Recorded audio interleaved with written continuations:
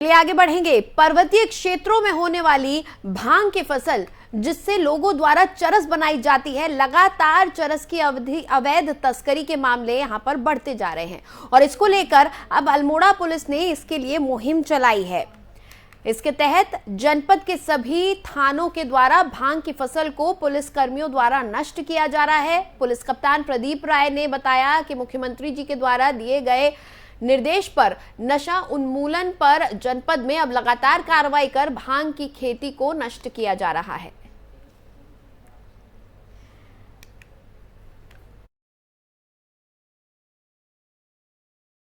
Card के तहत हमारे जनपद में नशा उन्मूलन का कार्यक्रम चलाया जा रहा है और उसी क्रम में आज एसएसजे कैंपस में एनएसएस के जो हमारे जनसेवी हैं और साथ ही हमारे जो पुलिसकर्मी हैं इनको संबोधित किया गया। साथ ही इनके द्वारा ये जो कैंपस के भीतर जो भांग के पौधे हैं इनको नष्ट कराया जा रहा है और के परिप्रेक्ष्य में कहना चाहूँगा कि हमारे माननीय मुख्यमंत्री जी, हमारे डीजीपी महोदय, हमारे चीफ सेक्रेटरी महोदय के द्वारा भी नशा उन्मूलन के लिए लगातार निर्देश जारी किए जाते हैं और इसी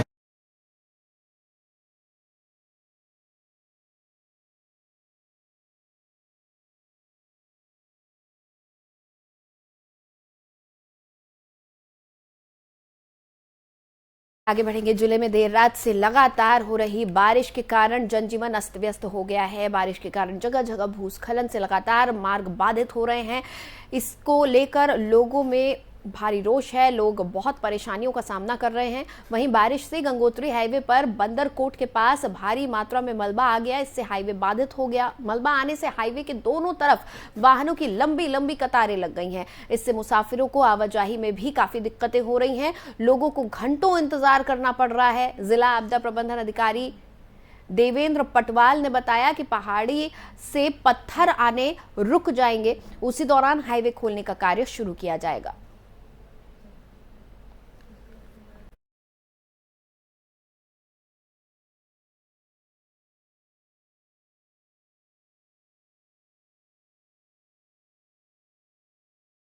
और वन्य जीवों के रेस्क्यू ऑपरेशन के दौरान हमले के कई बार वन कर्मचारी घायल हो गए या फिर मॉनसून के दिनों में जंगल में गश्त करते समय तस्करों के हमले की घटनाओं से अब वन कर्मियों को फॉरेस्ट किट सुरक्षा प्रदान करेगी।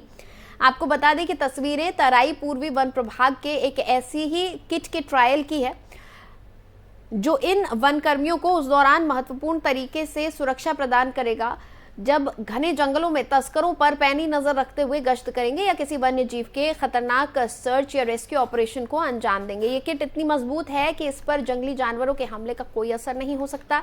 यही नहीं, यदि गश्त के दौरान तस्करों से भी मुठभेड़ हो जाए तो किट पर हमले का हर बार नाकाम साबित होगा।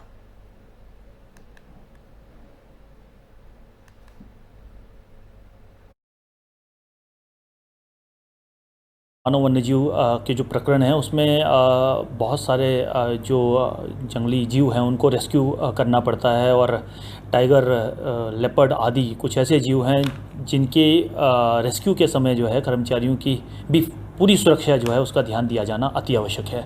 इसी क्रम में जो है अभी हमने 2 रेस्क्यू किट्स बॉडी प्रोटेक्टर जो है वो क्रैक किए गए हैं, जिसमें इस बात का ध्यान रखा गया है कि अगर कोई मानव वन्यजीव के जो प्रकरण है उसमें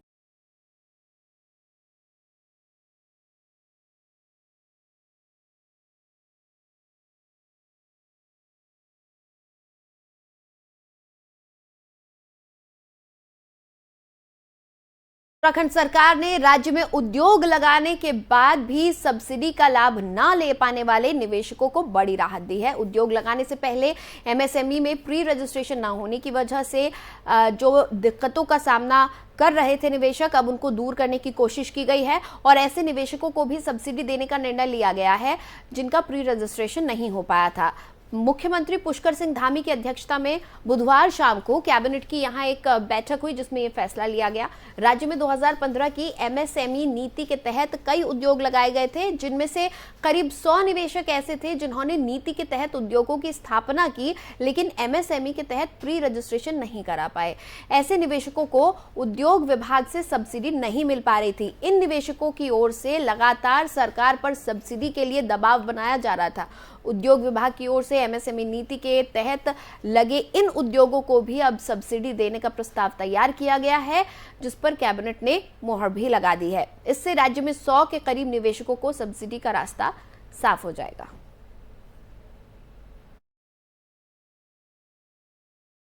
कह लें या सैटेलाइट सेंटर कह लें, हाँ, ऋषिकेश के नीचे ही रहेगा, लेकिन उसका ये मायना नहीं है कि छोटा होगा। वो जैसे ऋषिकेश में सभी विभाग हैं वैसे ही वहाँ विभाग भी खुले, कहने को ब्रांच है, अदरवाइज वो इसी पैमाने का होगा जी। 100 एकड़ बिगड़ कह लें या सैटेलाइट सेंटर।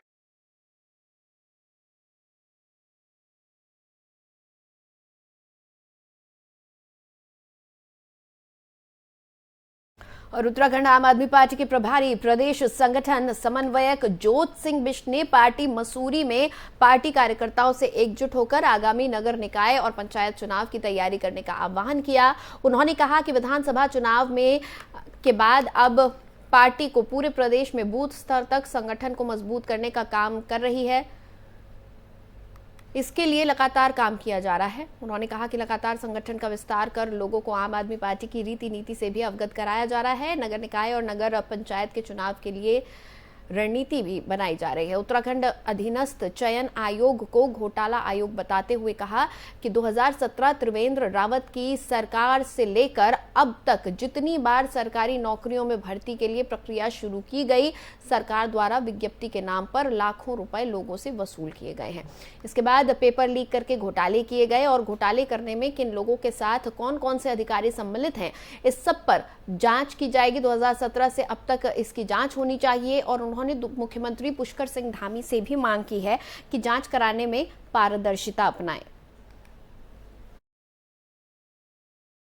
लोकसभा चुनाव के बाद आम आदमी पार्टी पूरे प्रदेश के अंदर संगठन का नए सिरे से गठन करने के साथ, संगठन का विस्तार करने के साथ उन क्षेत्रों में जहां जहां पार्टी के प्रत्याशी पार्टी छोड़कर चले गए, वहां पर विशेष ध्यान देकर के लोग कार्यकर्ताओं का उत्साहवर्धन करने का काम करेगी और उनको आगामी जो निकाय चुनाव है उसके लिए तैयार करने के लिए आज मसूरी में हमने बैठक बुलाई है। निश्चित रूप से प्रदेश के जो 92 नगर निगम, नगर पालिका परिषद, नगर पंचायत हैं, उन सब में आम आदमी पार्टी पूरी तैयारी कर रही है चुनाव की और हम उसके लिए एकत्र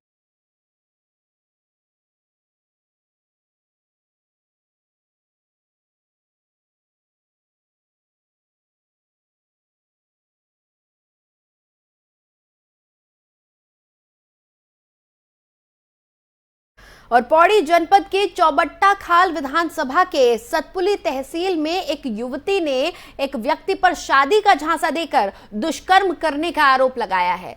इस संबंध में युवती के परिजनों ने एसडीएम से कार्रवाई करने की मांग की है। साथ ही युवती ने युवक पर जान से मारने की धमकी देने का भी आरोप लगाया है।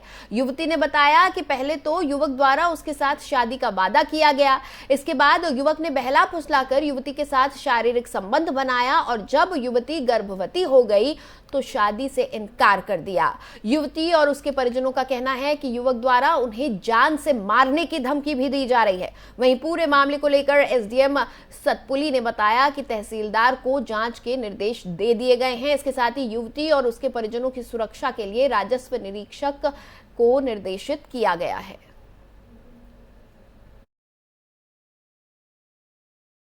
मामला गोरली का है और वो लड़का सुनील कुंडलिया है।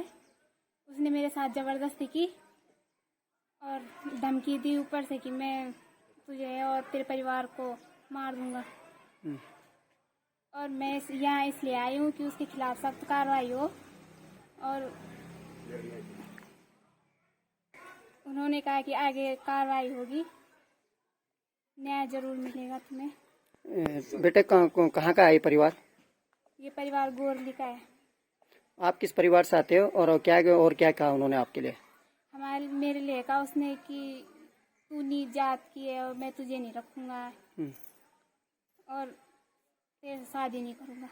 रखा हूँ सर अपनी लड़की के लेके यहाँ तहसील पे, और मजदूर आदमी हूँ मैं सर। मेरे लड़की के साथ बहुत बुरा व्यवहार हो रखा है सर। और ये सुनील कुमार कुंडलिया द्वारका प्रसाद जी का लड़का और मेरी लड़की के साथ बुरा व्यवहार करके अब उसको धोखा देना चाह रहा है सर। उसने धमकी दे रखी मेरी लड़की को कि माता पिता के पास बोला तो मैं तेरे को जान से मार दूंगा, तेरा पूरा परिवार को उड़ा दूंगा सर।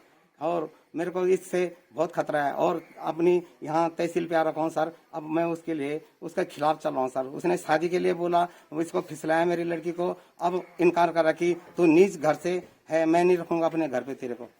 इसमें अभी मुझे हाल ही में एक तहरीर प्राप्त हुई है जो मेरे क्षेत्र अंतर्गत है। तो इसमें एक नाबालिग लड़की के साथ में दुष्कर्म का मामला सामने आया है। इसमें मैं नायब तहसीलदार लेवल से जांच करवा रहा हूँ। इसमें जो भी होगा आगे जो कानूनी कार्रवाई होगी वो पूर्ण रूप से अमल में लाई जाएगी। सर, यहाँ पे इनका कहना है, परिवार का कहना है कि हमें जान मान का खतरा है या जाति सूची का प्रयोग किया जा रहा है इस तरह से।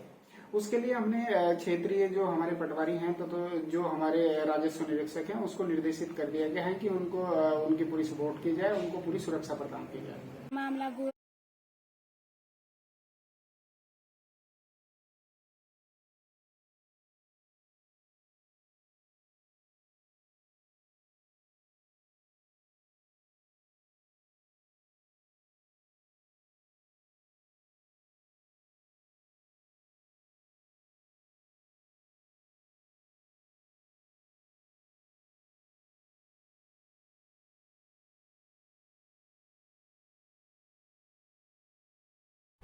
और फिलहाल इस बुलेटिन में इतना ही। मुझे दें इजाजत।